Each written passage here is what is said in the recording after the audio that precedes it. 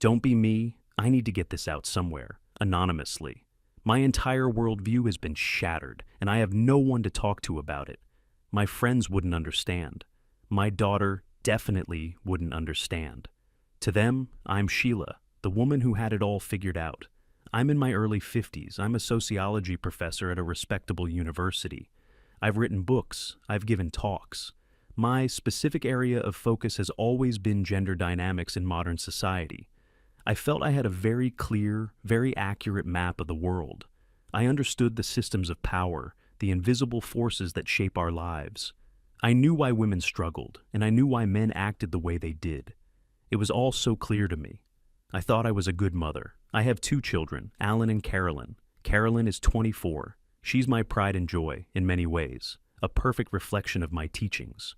She's confident, ambitious, and navigates the world with a sense of entitlement that I always encouraged. She has men falling over themselves for her attention on dating apps. She goes on several dates a week. She treats it like a game, and she's very, very good at winning. She'd tell me stories about the men she'd meet, and we'd laugh together, about their clumsy attempts to impress her, their predictable conversation starters, their fragile egos.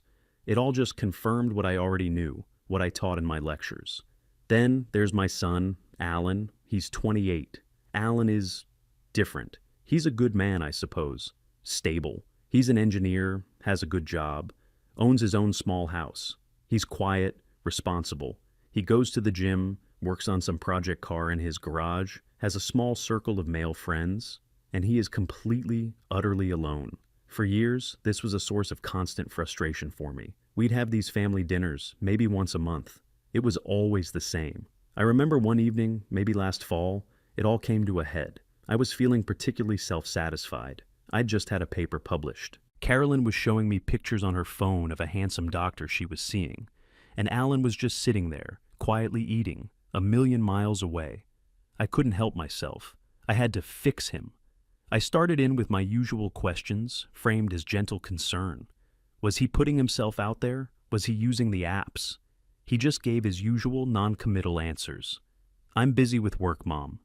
That's when I launched into my lecture. I can hear myself now, and it makes me cringe. I told him that his loneliness was a choice, a symptom of a larger problem. I explained that modern women are empowered and they expect an equal. They aren't going to coddle a man's insecurities. I told him he was retreating into a shell of safe masculine hobbies because he was intimidated by strong women. I used the phrase toxic masculinity. I told him it wasn't about being a bad person, but about unlearning harmful societal programming that teaches men to suppress emotions and fear rejection. I said he needed to be vulnerable, to be open, to put in the effort, that relationships are work. The whole time, my husband said nothing. He just kept his eyes on his plate, methodically cutting his food into smaller and smaller pieces. Carolyn nodded along, adding her own little jabs, telling Alan that his standards were probably unrealistic, that he needed to have more to offer than just a stable job. Alan didn't get angry. He never did. That was the most infuriating part. He just put his fork down, looked at me with this incredibly tired expression, and said, "Okay, Mom," just like that. No argument, no defense. He just shut down and absorbed it. I took his passivity as proof I was right. See, he couldn't even engage in a debate. He was emotionally stunted. After that dinner, I felt a sense of righteous purpose. I was going to help my son, whether he wanted it or not. I'd send him articles about emotional intelligence. I'd forward him podcasts about modern dating from a feminist perspective. He never responded to any of them. A week or so after that dinner, my world fell apart. I came home from work on a Tuesday. I remember it was raining. My husband was standing in the hallway with a suitcase. It was so surreal, I almost laughed. It was like a scene from a bad movie. I asked him where he was going, if he was visiting his brother. He just looked at me, his face calm, and said he was leaving. I was floored. We'd been married for 30 years. We didn't fight. We had a functional partnership. I demanded an explanation. Was there someone else? Was he having a midlife crisis? He just shook his head. He told me he was tired. He said he felt like he had spent the last 3 decades as my research subject. He told me he was tired of being a living symbol of the patriarchy, something to be analyzed and deconstructed and fixed. He said he wasn't a concept from one of my books. He was just a man. A man who wanted to come home and not have his every word and action viewed through an ideological lens. He said he'd rented an apartment across town. He wanted peace and quiet. I tried to argue, to use logic. I told him he was being irrational, that he was throwing away 30 years of history. He just looked at me, a deep sadness in his eyes, and told me our history was the problem. Then he picked up his suitcase and walked out the door. I stood there in the silent house for what felt like hours. My first feeling wasn't grief. It was fury, pure, unadulterated indignation. How dare he, after everything I'd done for him, for our family. I called Carolyn, sobbing, but my tears were tears of anger. She was great, of course. She said all the right things, that he was weak, that he couldn't handle being married to a powerful, intelligent woman, that I was better off without him. Her words were like fuel to my fire. She was right. I wasn't going to crumble. I was going to thrive. I would show him. I would show everyone. The next morning, I woke up with a plan. I am a successful, attractive, intelligent woman in her 50s. I keep myself in shape. I am financially independent. In the modern dating market, I was a prize. I would get back out there and find a partner who was truly my equal. A man who wasn't intimidated by my success, but celebrated it. It would be easy. It would be a validation of everything I believed in. So I did what any modern woman would do. I downloaded the dating apps. I chose a few of the more serious ones, the ones geared towards professionals and people looking for long-term relationships. I spent a whole afternoon crafting the perfect profile. I chose recent photos where I looked professional but approachable. One from a conference where I was speaking, another of me hiking, a nice one from a friend's dinner party. I wrote a witty, intelligent bio. I mentioned my career, my love for travel and literature, my passion for social justice. I stated clearly that I was looking for an emotionally intelligent, communicative, and progressive partner. I hit save and sat back, feeling a thrill of anticipation. I expected my phone to start buzzing immediately. I imagined myself sifting through messages from distinguished doctors, lawyers, and academics, all vying for my attention. The first day, there was silence. Nothing. Not a single message, not even a like. Okay, I thought. The algorithm needs time to work. It's a weekday. People are busy.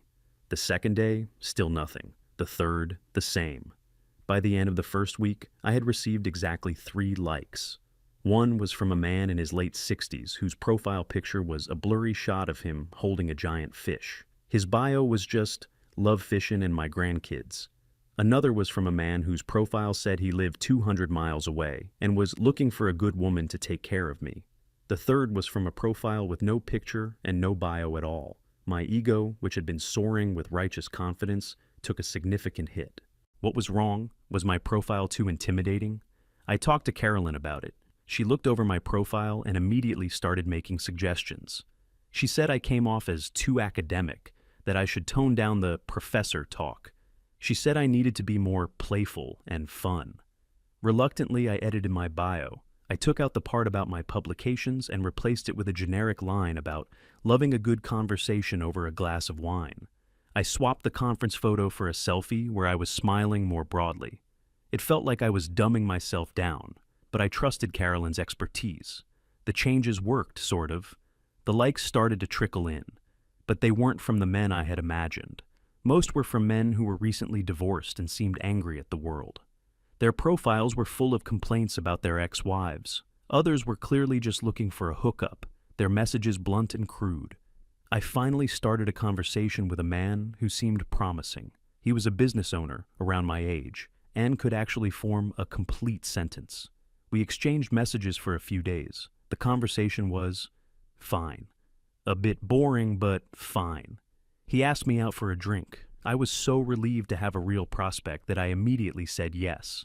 I spent 2 hours getting ready for that date. I wanted to look perfect. I met him at a trendy wine bar downtown. The man who walked in looked at least 10 years older than his pictures. He was shorter than he had claimed, and his clothes were rumpled. Strike one. We sat down, and for the next hour he talked, and talked, and talked. He talked about his stressful job. He talked about his messy divorce. He talked about his ungrateful children. He never asked me a single question about myself, not one. I just sat there, nodding and smiling, feeling like an unpaid therapist. At the end of the night, he looked at the bill, looked at me, and said, "You're a successful feminist, right? You don't mind getting this, do you?" I was so stunned I just paid it. I walked back to my car feeling humiliated and furious. This wasn't how it was supposed to be. Where were all the good men? I complained to Carolyn, and she just laughed. She said that's just how it is, that you have to kiss a lot of frogs. She told me I was being too picky. So I gritted my teeth and kept trying. The next date was with a man who seemed very charming over text. He was witty and flirtatious. We met for coffee. He was handsome, I'll admit. But within 5 minutes, I realized he was a raging narcissist. He spent the entire time name-dropping and humble bragging about his accomplishments. He made a few condescending remarks about my field of study, calling it soft and pointless. The final straw was when he pulled out his phone to show me pictures of his sports car, like a teenager. I made an excuse about a headache and left after 45 minutes. The next few weeks were a blur of similar experiences. There was the man who showed up reeking of cologne and spent the whole date looking at other women. There was the man who told me, within 20 minutes of meeting, that he was looking for a woman who could be a mother to his children because his first wife had let herself go. There was the guy I messaged with for a week, had a great connection with, and then he just vanished. No explanation. Just gone. I later learned the term for this was ghosting. It felt incredibly dehumanizing. I felt like I was on a bizarre, endless job interview where I was always the unqualified candidate. Every interaction felt like a test. Was I interesting enough? Young-looking enough? Accommodating enough? My confidence, once an iron fortress, was being eroded brick by brick. I started to feel this low-grade, constant anxiety. I was checking my phone compulsively, my mood rising and falling with every notification, or lack thereof. I found myself getting bitter. I started to resent the happy couples I saw walking down the street. I remember seeing my ex-husband at the grocery store one afternoon. He was alone. He looked peaceful. He had lost a bit of weight and looked relaxed. He gave me a polite, distant nod and moved on. Seeing him looking so content while I was miserable sent a fresh wave of rage through me. The culmination of this whole nightmare came about 2 months into my journey. I matched with a man who seemed, on the surface, perfect. A lawyer, divorced, no kids, intelligent profile, good photos. We had a fantastic back and forth via messages. He was funny, smart, and seemed genuinely interested in my work. I allowed myself to feel a flicker of real hope. This was it. This was the one. He asked me to dinner at a very nice, very expensive restaurant. I bought a new dress. I was genuinely excited. The date started well. The conversation flowed. He was charming. But then, about halfway through the main course, the mask began to slip. He started complaining about the legal system, how it was biased against men in divorces. He talked about how much he was paying in alimony to his vindictive ex-wife. His tone grew more and more resentful. Then he looked at me and said something I will never forget. He said, "You know, the problem with women your age is that you're all either too damaged or too demanding. A man my age, with my resources, I can date women in their 30s. They're just more fun, less baggage." I just sat there, my food turning to ash in my mouth. He said it so casually, as if he were commenting on the weather. He was essentially telling me that I was lucky to even be on a date with him, that I was a consolation prize. At the end of the meal, he looked at the bill, then at me, and with a magnanimous smile said, "Let's split it, shall we? It's only fair." I paid my half, my hands trembling slightly as I took out my card. I walked out of that restaurant and sat in my car in the parking garage for a long time. The anger was gone. The indignation was gone. All that was left was this hollow, empty feeling, a profound sense of defeat. It felt like the world I thought I knew was a complete fabrication. The theories, the books, the lectures, they all seemed like a joke. In the real world, I wasn't an accomplished academic. I wasn't a powerful woman. I was just a 50-something woman, being weighed and measured and found wanting by a succession of mediocre, bitter men. It was in that moment, sitting in the dark, that I thought of my son, Alan. I thought about his quiet resignation, his tired eyes, his refusal to even engage in the game. And for the very first time, I felt a flicker of something that wasn't pity or frustration. It was a terrifying, dawning sense of understanding. I didn't drive home. I couldn't. The thought of walking into that big, empty house, a house that was now just a monument to my own arrogance, was unbearable. There was only one other place I could think to go. I drove to Allen's. It wasn't a conscious decision, more like my hands just steered the car there on their own. I'd been to his place a few times since he bought it, a small, neat little bungalow in a quiet, older neighborhood. I had always secretly judged it. I saw it as a sad little fortress of solitude, a place where my son was hiding from the world, from life, from women.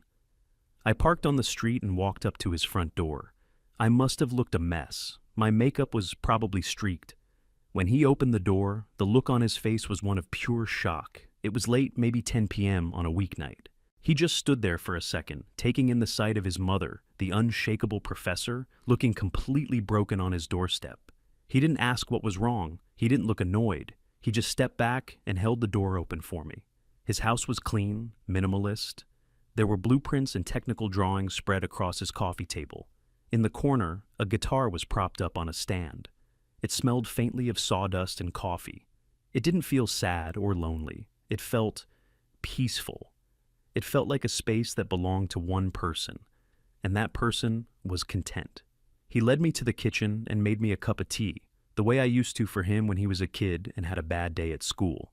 We sat at his small kitchen table in silence for a few minutes while I composed myself.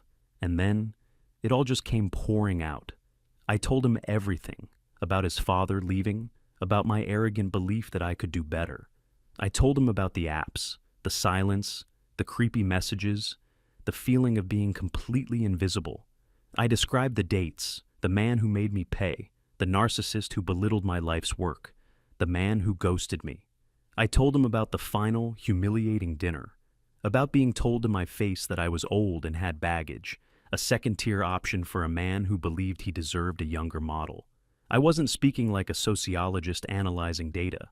I was just a woman describing her pain. I told him how it felt to be reduced to a checklist of attributes, age, income, appearance, and to be dismissed out of hand.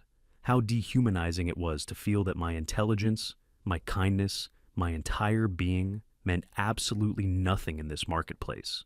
When I finally finished, I was exhausted. I sat there, stirring my cold tea, waiting for the "I told you so." But it never came. Allen was just looking at me, his expression unreadable but not unkind. He let the silence hang in the air for a long moment. Then he leaned forward slightly and began to speak, his voice calm and even. He told me that the feeling I had described, that feeling of being judged, dismissed, and dehumanized, that was the default experience for most men. He said the crushing realization I'd had over 2 months was something most guys learn to live with by the time they're 20. He explained that for men, dating isn't a collaborative search for a partner. It's an adversarial process, like a never-ending job interview for a position you're not qualified for. Every interaction is a performance, a test. You have to be confident, but not arrogant. Funny, but not silly. Successful, but not a braggart. You have to lead, but not be controlling. You have to be vulnerable, but not weak. The list of contradictory requirements is endless, and a single misstep means you're disqualified. He talked about the financial cost, the expectation that the man always pays for drinks, for dinner, for tickets, spending hundreds, even thousands of dollars over time, often for nothing more than a few hours of polite, unenthusiastic conversation. He said it felt less like dating and more like applying for a loan you know you'll never get. He then asked me to think about the risks from his perspective. For a woman, the risk is a bad date, a wasted evening, a bruised ego. And yes, in the worst cases, physical danger, which he acknowledged was a serious and valid fear. But for a man, he explained, the risks are different, more insidious. The risk of being seen as a creep just for approaching a woman. The risk of being accused of something for a misunderstood comment. The long-term risk of entering a serious relationship, getting married, and then losing everything in a divorce. He mentioned 2 of his friends from work who were completely destroyed financially and emotionally by their divorces, barely getting to see their own children. He said the legal system is seen by many men as being overwhelmingly stacked against them. So you have this equation, he said, like an engineer solving a problem. On one side, you have the massive investment, time, money, emotional energy, constant effort, and significant personal risk. On the other side, you have the potential reward, Companionship. A companionship that, from what he's seen among his peers, is often conditional, filled with drama, and can be withdrawn at a moment's notice. He looked me straight in the eye and said, "As an engineer, Mom, if I look at that equation, I see a system with catastrophic failure potential and a very low probability of a positive outcome. Why would I invest in a project like that?" It was like a light bulb went on in my head, a horrible, blindingly bright light. He wasn't talking about emotions or toxic masculinity or social programming. He was talking about logic, about risk assessment. He went on. He said he tried. In his early 20s, he really tried. He went on dates. He was kind, respectful. He paid for everything. He listened. And what he got in return was mostly apathy. Girls checking their phones during dinner, girls who were clearly just looking for a free meal, girls who would talk about their ex-boyfriends the whole time. He described one date where a woman literally told him he was nice, but that she was more attracted to bad boys with an edge. He said after a while, the constant low-level rejection wears you down. It grinds away at your self-worth until you start to believe you are fundamentally unlovable. You feel like you're not tall enough, or rich enough, or exciting enough. You're always lacking something. So, one day, he just stopped. He deleted the apps. He stopped going out with the intention of meeting someone. He just opted out. He said the first few weeks were strange, like a phantom limb was missing. There was this societal pressure telling him he was a failure for being alone, but then a profound sense of peace settled over him. All the anxiety was gone. The pressure was gone. The feeling of inadequacy was gone. He started focusing his energy on things he could control. His job, where his hard work was rewarded with promotions and respect. The gym, where his effort resulted in tangible physical strength. His project car, a complex problem that he could solve with logic and skill. And at the end of it, he would have something real, something he built himself. He said his life wasn't empty. It was full of his work, his hobbies, his friends. It was a life he had built for himself, on his own terms. He wasn't avoiding women because he hated them. He was avoiding a dating culture that he saw as fundamentally broken and hostile towards men like him. He wasn't avoiding commitment. He was avoiding mistreatment. I sat there, completely silent. My entire intellectual framework, the foundation of my career and my identity, had been demolished in the span of a 10-minute conversation in my son's quiet kitchen. I had spent years lecturing him about his fear of strong women and his internalized misogyny. The truth was so much simpler and so much more damning. He hadn't run away from a fight. He had simply realized the game was rigged and calmly walked off the field. He wasn't lonely. He was free. In that moment, I also understood my husband. He hadn't left me because he was weak or couldn't handle a powerful woman. He had left because he was tired of playing a different version of the same game. A game where he was always the problem to be solved, the flawed specimen to be corrected. He too had just walked off the field. Both of the men in my life had made the same logical choice, born of exhaustion and a desire for peace. They had chosen solitude over a partnership that felt like a constant, losing battle. I looked around my son's home again, the blueprints on the table, the tools neatly organized on a pegboard in the corner, the photos on his fridge of him and his friends on a fishing trip. It wasn't a fortress of solitude. It was a sanctuary, a place of peace he had built to protect himself. My son's loneliness, the problem I had been so obsessed with fixing, wasn't a problem at all. It was a solution. The full weight of my ignorance crashed down on me. I had been so blind, so wrapped up in my own theories and ideologies, that I had completely failed to see the reality of my own son's life. I had dismissed his experiences, invalidated his feelings, and lectured him from a place of complete and utter cluelessness. I felt a wave of shame so profound it almost made me sick. I looked at Alan, really looked at him, maybe for the first time. I didn't see a failure or a project. I saw a quiet, decent man who had navigated a world I didn't understand and had made a rational choice to preserve his own sanity and self-respect. My eyes filled with tears again, but this time they weren't tears of anger or self-pity. They were tears of grief. Grief for the years I had spent misunderstanding him. Grief for the bond we could have had if I had just listened. I managed to whisper 2 words. "I'm sorry." He just nodded, a hint of a sad smile on his face. He understood. "I don't know what happens now. I can't go back to my old life, my old certainties. I can't stand in front of a lecture hall and teach theories that I now know are, at best, a half-truth. Everything is broken, but for the first time, I understand my son. And in a strange, painful way, that feels like the only thing that matters right now. He wasn't the one who was lost. I was.